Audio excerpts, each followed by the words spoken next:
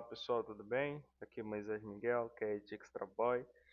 Ah, Nessa terceira aula a gente vai então discutir questões não é, sobre endereçamento IP, nomeadamente o endereço IP IPv4, ok? Então, ah, quando a gente basicamente fala sobre endereçamento IP, está a falar sobre uma identificação lógica do dispositivo na rede, ok? É um número de 32 bits, ok? Que é utilizado para identificar todo dispositivo na rede. Seja ele um telefone IP, seja ele um smartphone, uma TV, Smart TV ou um computador, ok? Basicamente, todo dispositivo que entra para uma rede, ele recebe o endereçamento IP. E quando esse dispositivo recebe o endereçamento IP, ele deixa de ser um dispositivo qualquer e passa a ser chamado de host. Ok? Quem é o host? O host é todo aquele dispositivo que pertence a uma rede e tem o endereçamento IP. Ok? Então, para então que, por exemplo, que esses blocos não é, de endereçamento IP possam ser distribuídos não é, de forma organizada e eficiente, existe uma instituição responsável por fazer essa distribuição de endereçamentos IP, ok? E a gente vai encontrar então a ICANN, que é a Internet Corporation for Assigned Name and Number, ok? Então, qual é a função dessa ICANN? Okay? Ela vai ser responsável por coordenar de forma global tanto os nomes de domínios, DNS, como a alocação de endereçamento IP. E também supervisionar, por exemplo, os blocos de endereços IPs, por exemplo, o endereço IPv4, IPv6, ok? Então, tudo isso é responsabilidade dessa ICANN. E essa ICANN, ela tem basicamente um departamento, ok? Esse departamento é a IANA, Internet Assigned Number Authority. Essa IANA, ela é responsável por fazer a alocação dos blocos de endereçamento IPs para os registros regionais de internet, que são as RIs, ok? As RIs são responsáveis por fazer a alocação de endereçamento IPs a nível continental. Ok? Estamos a falar, por exemplo, da Afrinic, que é para a África, a APNIC para a Ásia Pacífico, a RIN para o Canadá e algumas ilhas do Caribe, a LACNIC na América Latina, algumas ilhas do Caribe e a NCCA Maduro, que é basicamente para a Europa, Oriente Médio e a Ásia Central. Ok? Então, essas RIS eles vão ter basicamente vão ter a função de fazer a alocação desses endereços IPs para esses continentes, ok? Sem a necessidade então de haver, por exemplo, intervenção da IANA ou haver intervenção, por exemplo, da ICANN no geral, não é? Então, essas são as RIS, não é? ARIN, RIP, ok? NCC, APNIC, LACNIC e AFRI. NIC, ok? Então, essa distribuição, essas instituições, elas vão fazer basicamente a distribuição desses blocos de IPs para os provedores de serviço, ok? E esses provedores de serviço, então, que serão então responsáveis por a alocação, por exemplo, de endereços IPs, por exemplo, para os determinados clientes que, que eles têm, ok? Então, o endereço IP que a princípio a gente já basicamente identificou, já definiu basicamente como o endereço único atribuído a todo dispositivo que faz parte, por exemplo, de uma network, ok? E essa atribuição ela pode ser de forma estática pelo administrador de rede ou pode ser de forma dinâmica via DHCP, ok? Esse endereço IPv4 ele consiste em 32 bits, não é? Dividido em quatro partes, que são chamados de octetos. Cada octeto possui 8 bits, ok? Então, essa é a forma representada de endereçamento IP. Eu acredito que vocês uh, já viram basicamente essa representação do endereçamento IP, ok? Se vocês abrirem basicamente o vosso CMD, não é, e usarem o comando ipconfig, vocês basicamente vão ter informação, por exemplo, dos vossos IPs, ok? Se vocês notarem aqui, a gente tem basicamente diferentes network adapter, ok? Estamos a falar, por exemplo, aqui IPv4 address, por exemplo, 92.168.1.7. Esse é o meu endereço IP, ok? E eu tenho aqui, não é a máscara, não é, eu vou falar já sobre a máscara e The Full Gateway também a gente vai ver essa questão sobre The Full Gateway, ok?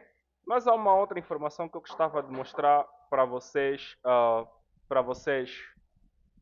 ok? Há uma outra informação que eu gostava de mostrar para vocês aqui, que é basicamente a informação sobre o endereço MAC, ipconfig/o, ok? Vocês basicamente conseguem ver aqui informações a nível de camada 3, aqui physical address, ok? Vocês têm basicamente esse endereço aqui, ok? E a gente vai buscar, por exemplo, um browser, ok?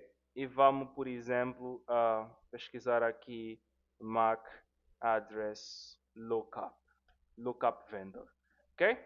MAC address lookup vendor, ok? Vamos clicar, por exemplo, aqui, MAC address e vamos colocar, por exemplo, o endereço MAC aqui. Vamos fazer um lookup desse endereço MAC, ok? E a gente então consegue ver a informação desse endereço MAC, ok? Se vocês notarem os 30, os 6 primeiros dígitos hexadecimais, os 3 primeiros dígitos hexadecimais, eles vão representar basicamente a organização, que é Intel Corporate, ok? E vocês conseguem basicamente ter muitas outras informações aqui sobre esse meu dispositivo, ok? Então vocês se encontrarem um MAC suspeito na vossa rede, vocês conseguem basicamente identificar o vendor. Conseguindo identificar o vendor, vocês conseguem chegar até onde é que esse dispositivo foi comprado e vendido, né?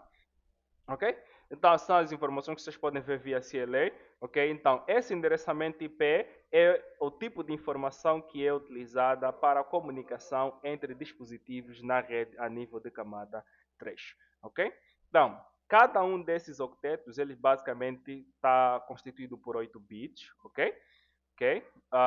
8 bits que representam um byte, ok? Então, aqui a gente tem basicamente 4 bytes, e 4 bytes que são equivalentes a 32 bits, ok? Existe uma parte desse endereço que representa a rede e existe a outra parte que representa o host, ok? Mas quem define a regra da rede, qual parte vai representar o host e qual parte vai representar a rede, é a máscara de subrede, ok? É a máscara da vossa rede, ok? Então, a máscara da rede, imaginem só, ok? Eu vou mostrar para vocês uma questão muito interessante, ok? Vou mostrar para vocês uma questão muito interessante.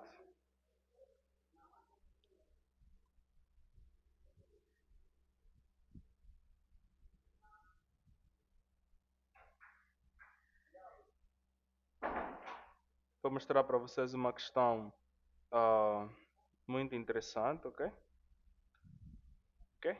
Vocês basicamente imaginem que vocês têm um hotel. Nesse hotel, vocês têm determinados andares. Temos, por exemplo, aqui a recepção. Temos, por exemplo, aqui o primeiro andar. Ok? E temos aqui o segundo andar. Assim. Ok?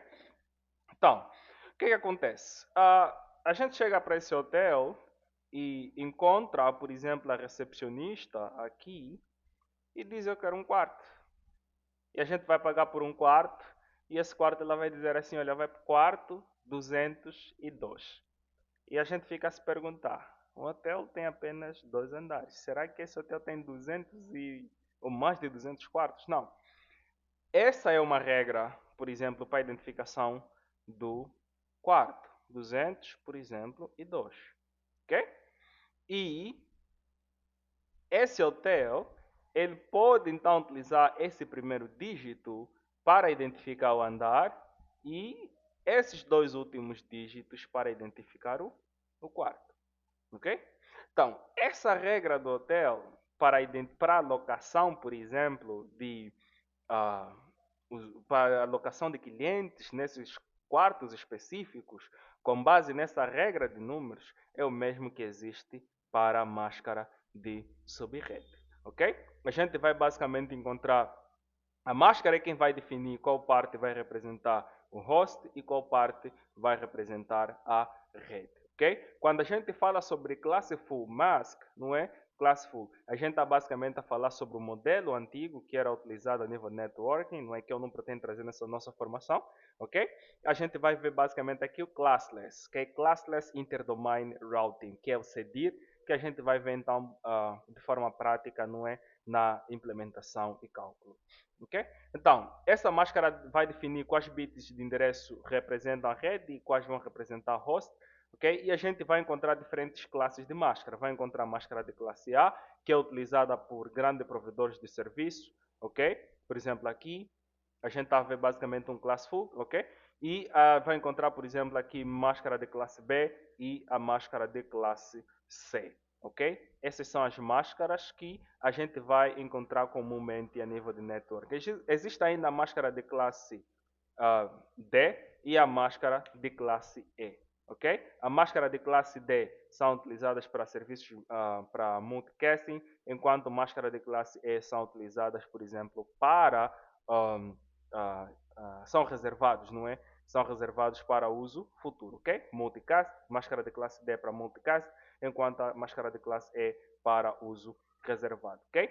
A máscara de classe E ela nos permite ter pelo menos até 16 milhões de endereçamento IP, que é muito, ok? No contexto não é de uma rede, ok? Não da internet, ok?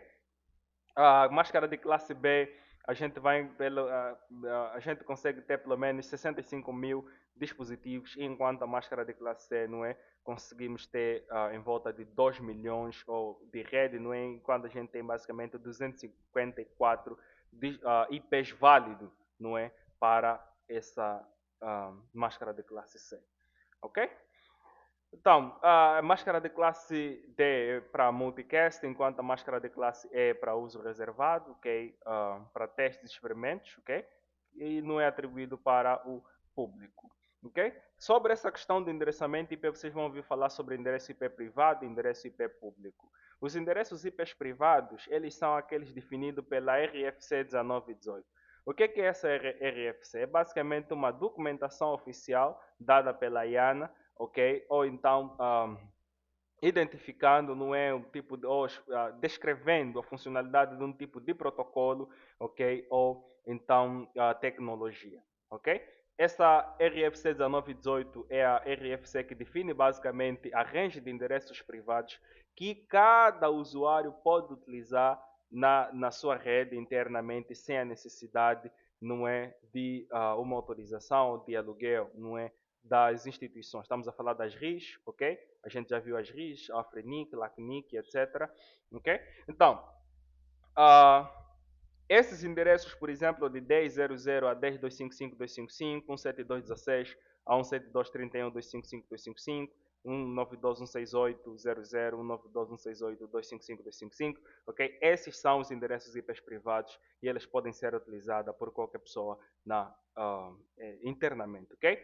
Então, mas existe uma certa exigência no uso desses endereços IPs, que é basicamente a utilização do NAT, Network Address Translation. Okay? É o tipo de protocolo que basicamente garante a tradução do endereço privado para o endereço público. Okay? Falando em endereço público, o que então é esse endereço público? Esse endereço público é o tipo de endereço que é utilizado para ser roteado na internet. Ok? Porque a gente vai ver então alguma diferença, por exemplo, sobre protocolos de roteamento e protocolos roteados, que no caso do endereço IP, o IP é um protocolo roteado e não um protocolo de roteamento.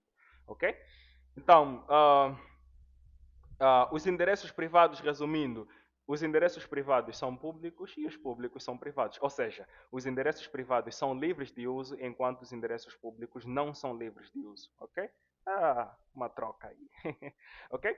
Então, esses endereços privados, não é? Por exemplo, a gente tem aqui um resumo, ok? Por exemplo, um 9700, que são os endereços de loopback, ok? Para teste local, ok? E a gente tem um 69254, que é basicamente a pipa. Esse endereço é atribuído automaticamente quando o DHCP, o DHCP client, por exemplo, ele não encontra um servidor DHCP, ok? E a gente tem aqui basicamente os endereços IPs multicast, ok? E aqui os endereços reservados. Okay? Então é muito interessante que vocês então percebam a diferença sobre endereço IP privado e endereço IP público, ok? E entender essa questão sobre RFC, as instituições basicamente que são responsáveis por alocação de endereçamento IP. E definitivamente então saber por que a gente usa o endereço IP, ok? Para identificar um dispositivo na rede, e todo dispositivo que tem um endereço IP faz parte de uma rede é conhecido como host, ok? Estamos juntos então, nos veremos então na próxima aula, onde a gente vai então ver questões práticas sobre cálculo de endereçamento IP e etc.